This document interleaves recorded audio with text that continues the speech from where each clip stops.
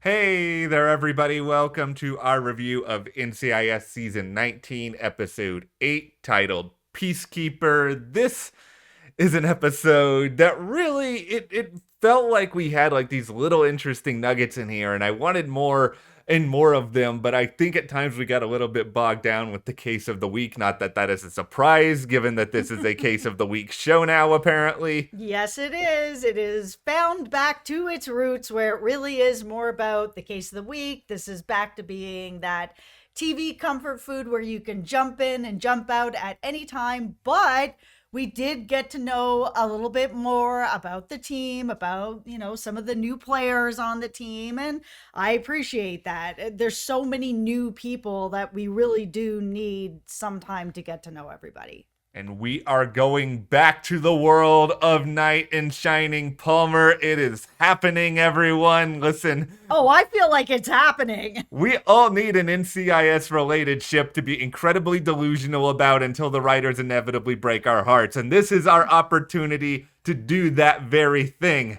But before we get into this, make sure you hit that subscribe button. We are here after every episode talking about NCIS, so you don't want to miss it. Hit the subscribe button. So let's start out with Kasie, because Kasie really was sort of a big focus of this episode, which was nice because we haven't had nearly enough Kasie. We really haven't. I mean, we've had all these episodes already this season and we've barely mentioned her. She hasn't had a lot to do. So we had sort of the beginning of this where she was saying that she was going to the gym and Yeah. that she had been doing it really regularly for like 9 weeks or something, which is something I feel that I could be doing right now after Thanksgiving this past week. We had a Yeah. really fun time. I made a cheese ball that looked like a turkey. It's up at our Instagram, Matt and Jess Yeah. TV, if you haven't checked it out yet. But she was telling everyone that she was going to the gym.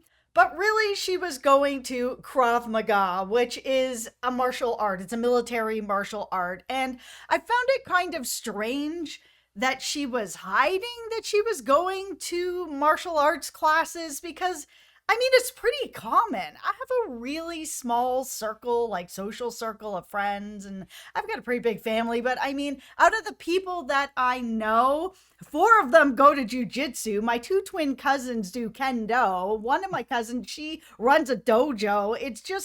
It's such a common thing that I was really surprised that Kasie was hiding this. I did karate when I was 6, and listen, I was not good. I am not at the Cobra Kai level, which, by the way, Cobra Kai coming to Netflix next month. Oh, I can't wait. We're going to be covering that here at the channel, putting up a video every Yeah, single day on that. So if you're watching Cobra Kai, we are also going to be watching Cobra Kai. any one of those people could kick my butt on that show. But yeah, it is a situation here where there's nothing to be ashamed of or reason Yeah. to hide something like this. Like, for me, if I was maybe, let's say I was going to the donut shop every day at like noon and I was going and eating like 10 donuts and then going back to work every day, I might want to try to hide that because that's something that was like, okay, nobody needs to know that. But it was like, this is an admirable thing that she is doing. She's trying to improve, self-defense. There's a little bit of just having herself be in tip-top physical shape. Like, all this is good. Yeah, it's not anything that I think anyone at NCIS would have looked at Kasie and just been like, oh, what is going on? You're taking martial arts? It's kind of like everybody takes martial arts. Yeah. And you work for NCIS. So it's kind of like, oh, yeah, okay, she's taking martial arts. The other thing that she was also hiding, though, was that she was in the market for maybe a gun. After everything that happened to her at NCIS, earlier this season, we saw everything that happened with her and Jimmy at the diner a Yeah. while back. It's been sitting with her and sitting with her and sitting with her. So that's the reason, I guess, why she felt she had to maybe hide that she was taking a martial art because she was connecting the two. She wasn't just taking the martial art because she was having fun with it. She was taking it because she felt like she wanted to be able to defend herself because she said twice Gibbs had to come in and save her. Gibbs is not here anymore. And she wants to feel like she can take care of herself. But now she's moved it to this new arena where she's actually shopping for a gun. It's I think it's something that makes sense for that character. When you're going through traumatic events, you're going to try to find a way to make sure those traumatic events don't happen again. And I don't think this is necessarily even just limited to, weapons or firearms or any of that Mhm. sort of thing. I think it can just be attributed sort of broad scale to life. Like, I'll admit that creatively I was not looking forward to this episode as much as some others this season, but that's just because, like, guns in themselves, this is not my favorite subject matter in the world, and I was very concerned coming into this that NCIS was going to try to, push one stance one way or another too much, and it was going to kind of skew a little bit of what this show tends to be, which is a show that people kind of, no matter who you are or no matter what your background is, you can kind of come in and enjoy it. I will say I think they did a pretty good job with this. I didn't feel like they pushed any particular agenda. I don't think it was a situation where like I felt uncomfortable or like it was sort of taking me out of the world of the show. No, I think they did a really good job, especially once it was outed that Kasie was in the market, shopping around to see if she wanted to have a gun or not.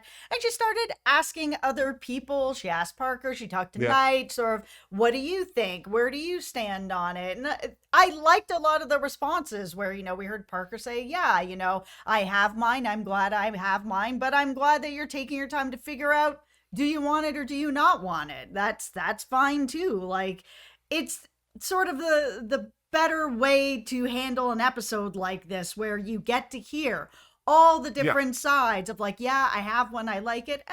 Kasie decided, you know what, I'm having a fun time at the firing range, but I've decided I'm not going to get one after all. What I really ended up liking about this was that the connection with Kasie and Knight ended up becoming like this really nice friendship that I didn't really expect to come out of this, but there's Yeah. something really nice about the two of them. Yeah, I was worried halfway through that it was going to become Knight's pushing her too hard to get a weapon or something like that, but that didn't end up being the case, and I think we just got good insight as to where she's coming from, and kind of conversely, I really like the scene with Jimmy and Kasie where Jimmy sort of explained why he doesn't want to have a gun because he has pulled out way too many bullets during all of his autopsies over the years, which I more than understand. I really felt that scene Yeah. because I've mentioned a few times on these videos, I'm a former funeral director. So one of the reasons why I won't ever have a motorcycle is because I've seen too many people on my table after a motorcycle accident has taken their life, and I've seen what that looks like. So I'm not interested in a motorcycle. It's not for me. It's for other people, and that's fine. Yeah. But that connection of, I've seen too many people on my table go through this, I understood that. This is one of the reasons why I really connect with Jimmy as much as I do. I don't have that connection with Jimmy, but I have a connection in many other ways. He feels like he's nerdy enough for me to sort of relate to him, but he can relate to people who aren't just nerds, which I can also relate to. And since we're on the subject here of, our boy, this is a situation where, we can both collectively claim him, unlike Succession, which we talked about yesterday.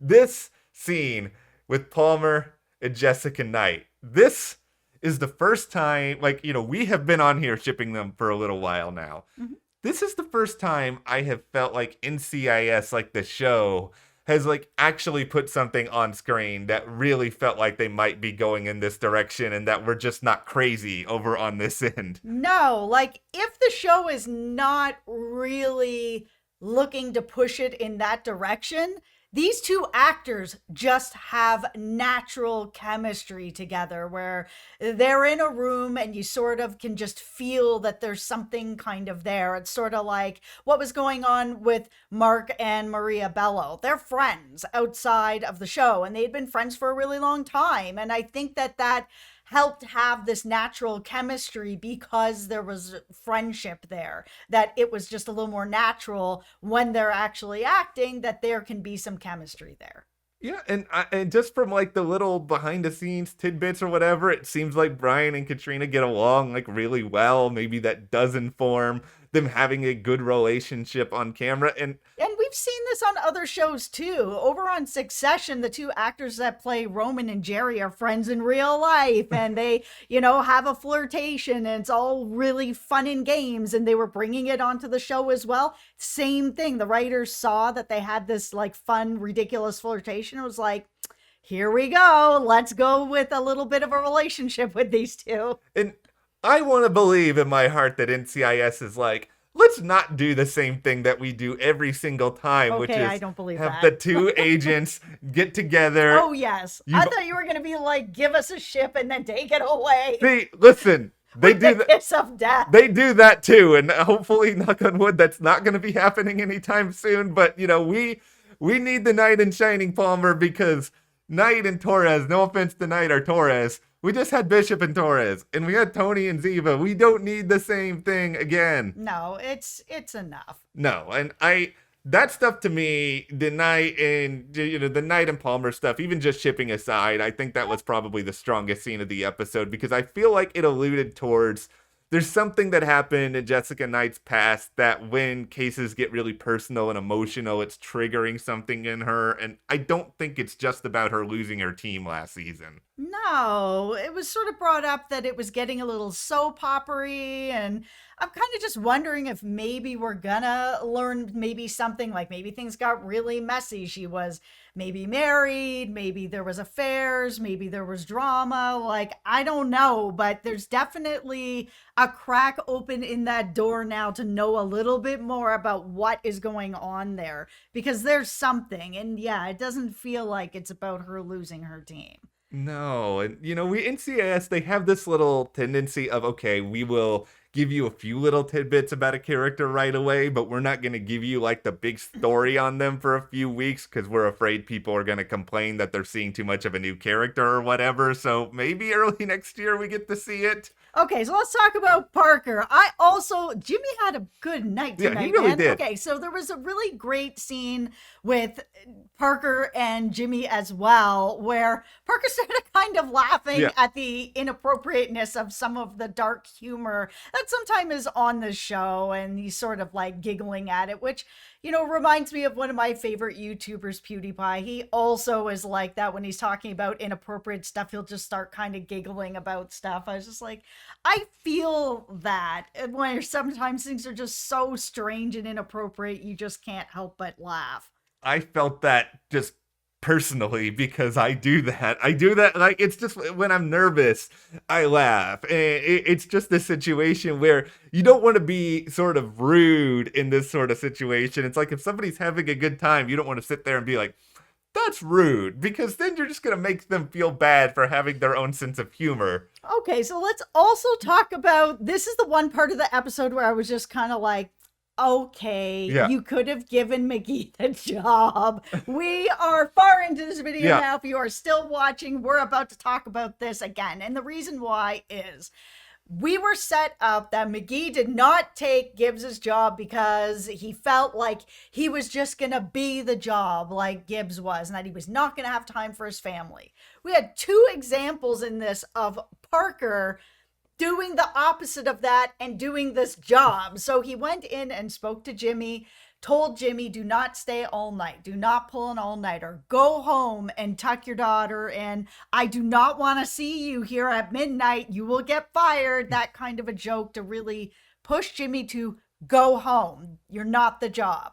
That was one. Then we had Parker later. He came in a little bit early to get something together. McGee's like, oh, you stay here all night? Parker's like, hell no, I didn't stay here all night. I'm not going to stay here all night. Are you crazy? If he doesn't have to stay there all night, neither did McGee. It's simple. And it's something that, okay, it makes me wonder, all right, is there going to be a situation where McGee does eventually realize this and take the job? I don't think so. I feel like they're getting comfortable now with the setup that they have. I think it's gone. I'm just saying, writers, you guys put it out there that he couldn't take this job because he was going to have to live the job. And here's Parker doing the job and going home at night.